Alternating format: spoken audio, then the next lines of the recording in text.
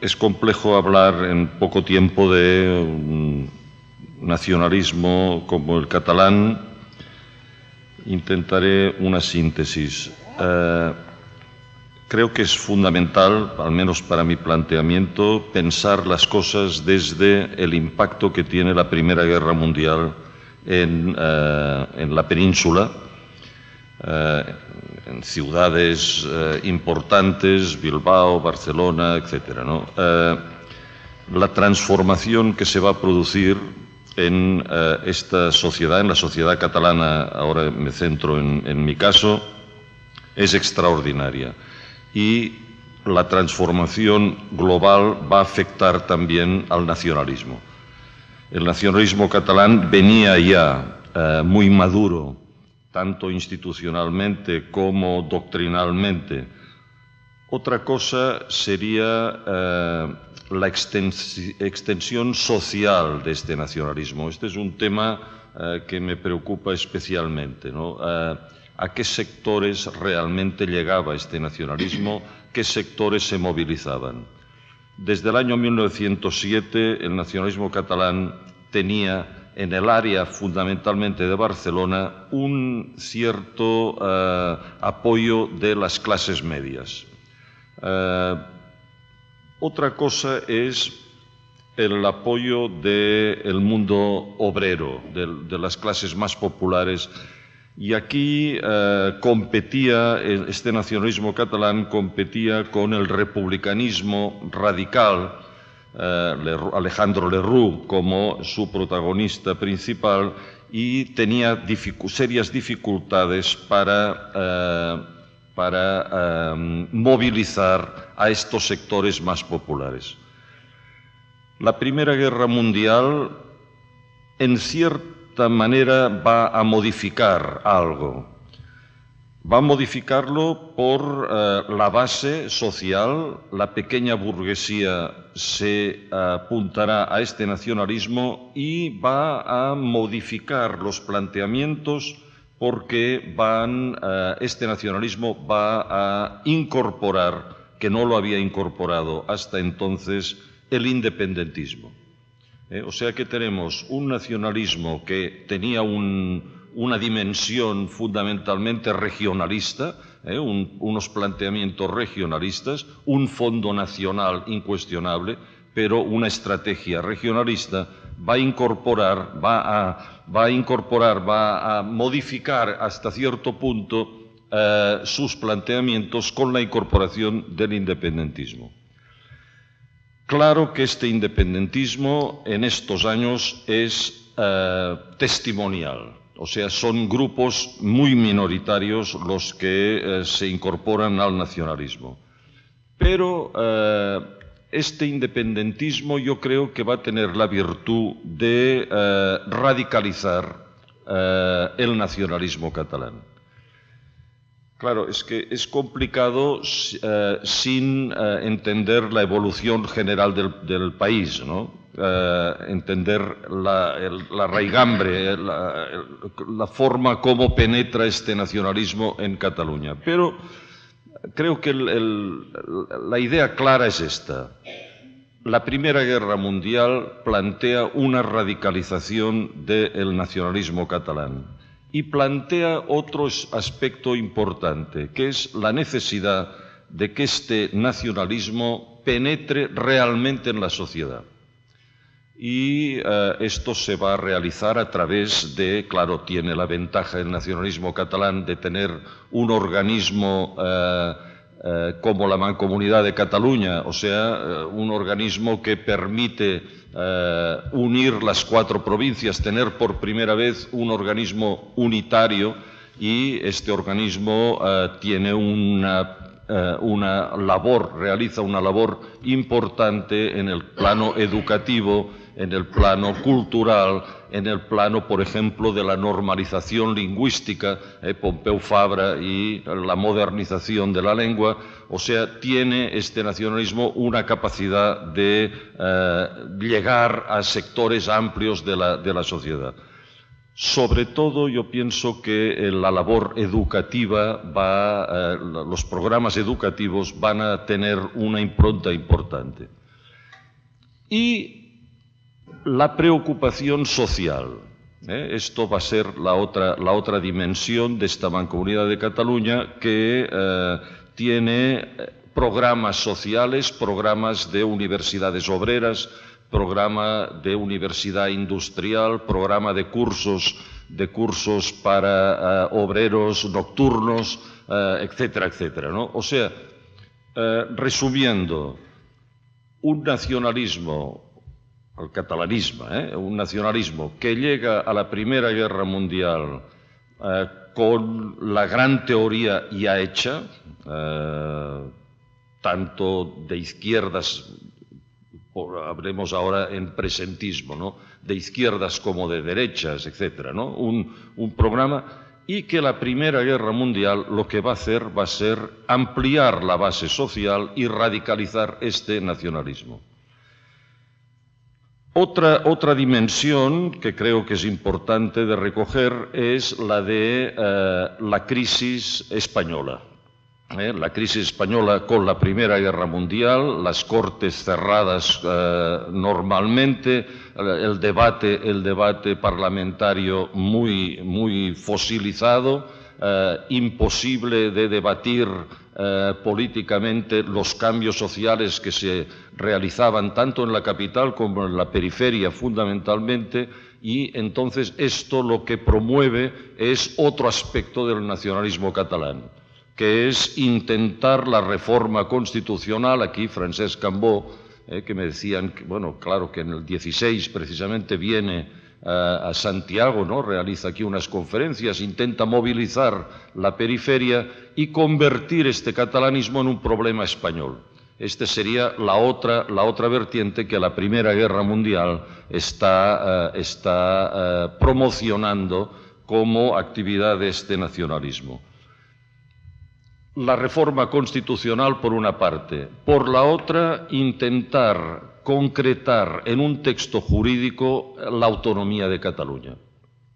Y esto se realizará como consecuencia de la Primera Guerra Mundial en el marco de las grandes transformaciones que el presidente norteamericano pretende introducir en Europa. El ambiente general es algo favorable en Europa, la realización de los intentos de reformas y de liberación nacional, etcétera, en Europa, y aquí se apunta Cataluña.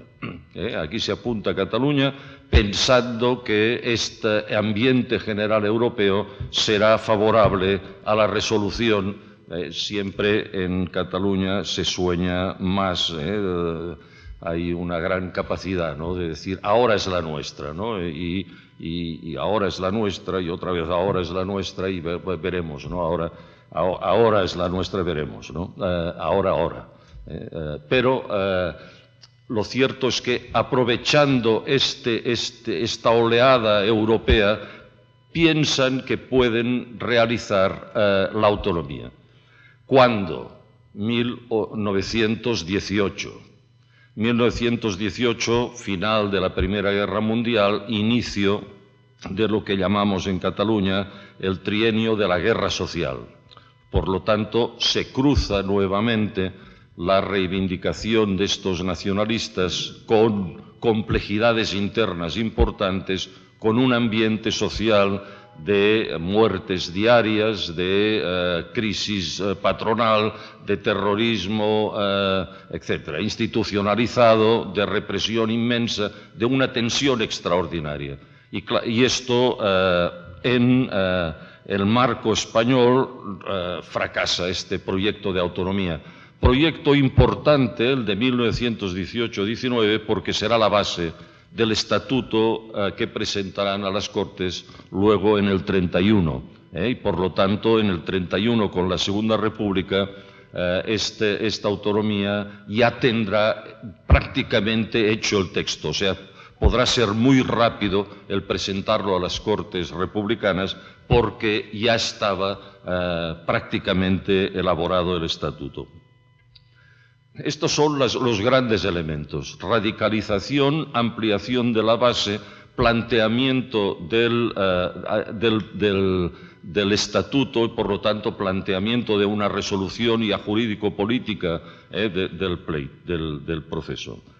La otra cosa que creo que se debe destacar es que en el nacionalismo catalán, en la elaboración del siglo XIX, desde el siglo XIX en adelante, hay un componente normalmente no escrito, pero sí implícito, que es que este nacionalismo está realizando en Cataluña, debe realizar en Cataluña aquello que el Estado español no realiza, o sea, aquellos enfoque de inversiones, aquella educación, etcétera, en todos los campos, aquello que el Estado no realiza, no concreta, es lo que el nacionalismo debe realizar. O sea que hay un sentimiento implícito de un nacionalismo regionalista en los planteamientos políticos en el XIX, pero en el fondo muy separado, ya muy no separatista, sino muy mentalmente, culturalmente separado. Esto está implícito en todo el discurso nacionalista catalán, llega hasta el siglo XX de una forma clara. Ahora bien, se va a introducir en el XX otro elemento que este sí que podríamos decir que es nuevo y que nos lleva ya a nuestros días, que es la agresividad del Estado frente al nacionalismo catalán. Y esta agresividad, ahora en el periodo que nos corresponde ahora hablar, va a tener una manifestación muy clara a partir del 23, con la dictadura de Primo de Rivera. Una dictadura que se proclama en Barcelona, y se proclama en Barcelona en la madrugada del 12 al 13 de septiembre de 1923. Una reacción frente al 11 de septiembre, la diada, el día nacional, el del 11 de septiembre, en el que ha habido muertos y en el que se ha planteado ya de una forma clara el tripartito, el tripartito el Galeusca, la alianza estratégica de las tres nacionalidades. Primo de Rivera se levanta, es capitán general de Cataluña, ha estado hablando con los grandes burgueses de Cataluña, con ciertas personalidades, diciéndoles que va a limpiar de caciquismo la política española y que lo que va a realizar es un respeto por la regionalización del país y por lo tanto que los organismos catalanes van a tener salvaguardada la posibilidad de seguir funcionando en un marco político saneado. Y aquí habrá pues un cierto acuerdo con parte de esta burguesía catalana para apoyar tácitamente el golpe de Estado. Además, Primo de Rivera decía que es una letra a 90 días vista, o sea que retornaría, etcétera, etcétera. Pero el 19 de septiembre ya proclama el decreto contra el separatismo e inicia una lucha contra las instituciones catalanas, la Mancomunidad de Cataluña, contra la cultura catalana, contra la lengua catalana, contra la sociabilidad catalana y, por lo tanto, hasta el punto que va a producirse una corriente intelectual en España de apoyo en reivindicación de la lengua y de las culturas catalanas en el 26-27, pero lo que va a introducir la dictadura de Primo de Rivera es este elemento que les decía del resistencialismo. O sea, el hecho de que el nacionalismo debe resistir de una forma prácticamente militante. Y esto va a ser el otro ingrediente que con la dictadura franquista va a incrementarse, o sea, el hecho militante de la resistencia nacional. Y esto va a ser otro de los grandes elementos del nacionalismo. Por lo tanto, se llegará a la República, se llegará con un nacionalismo bien vertebrado, un nacionalismo de resistencia, un nacionalismo que se ha diversificado en partidos y grupos políticos desde la derecha hasta la izquierda y el socialismo, o sea que tiene una diversificación política importante y que tiene esta militancia de resistencia. Esto es lo que va a dar a la Segunda República el papel importante. Y no puede entenderse, y con esto termino, no sé si es la hora ya,